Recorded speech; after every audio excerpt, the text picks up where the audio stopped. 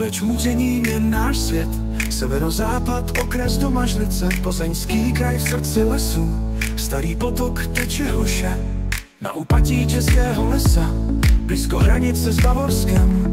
Muřenín má tajemství své, kde krám nás všechny zve.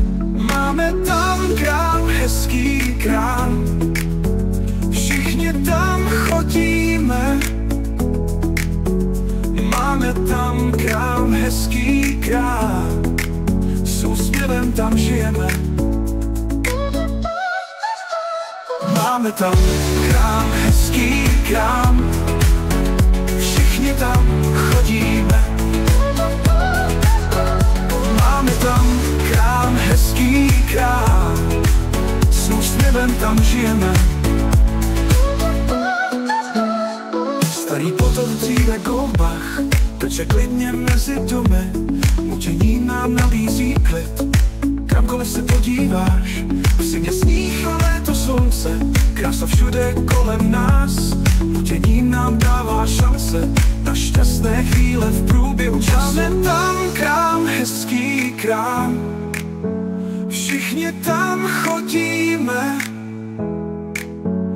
Máme tam krám, hezký krám, s úsměvem tam žijeme.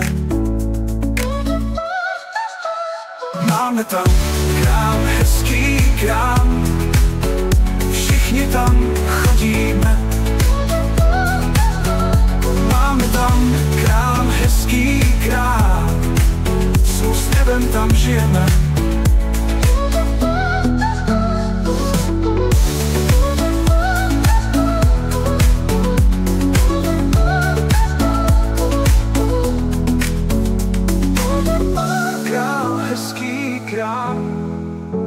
Všichni tam chodíme. Máme tam krám, hezký krám, s úsměvem tam žijeme.